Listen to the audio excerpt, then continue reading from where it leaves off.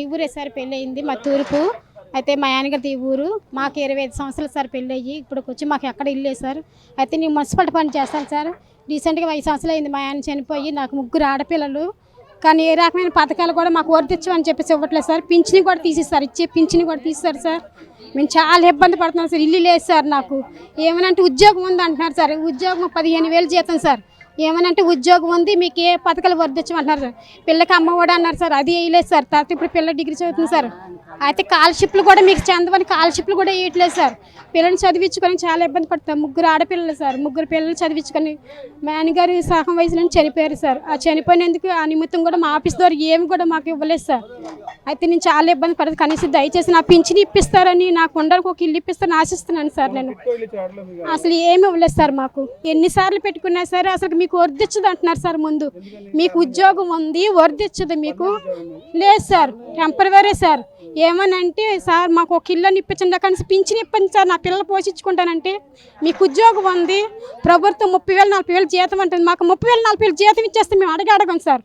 అయితే మా పిల్లకి పింఛను అది అమ్మఒడి వేయట్లేదు. పోనీ అది వదిలేస్తాను సార్.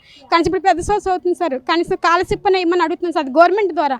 ఆ స్కాలర్‌షిప్ కూడా లేదు, మీకు ఇవ్వము అంటున్నారు సార్. అది కనీసం సాయం అన్నా చేస్తే ఆ స్కాలర్‌షిప్ వల్ల పిల్ల సగం డబ్బు కట్టుకొని చదువుకుంటానని ఆశిస్తున్నాను సార్. ఉండడానికి ఇల్లే సార్. 4,000 అద్దె కట్టుకొని పిల్లలు పోషించుకుంటే అద్దెంట్లో ఉంది సార్. ఎన్నిసార్లు పథకాలు పెట్టినా సరే, ఏ పథకం వస్తే ఆ పథకం పెట్టినా సరే నీకు ఇల్లు వర్దించదమ్మా, అసలు కాగితాలు ఇచ్చి పడేస్తున్నారు సార్.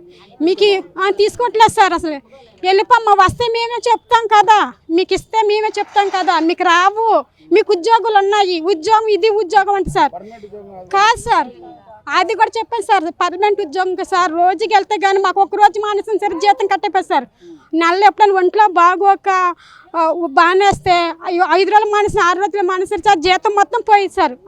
10,000 7,000 8,000 వస్తాయి సార్. మున్సిపాలిటీ పని సార్.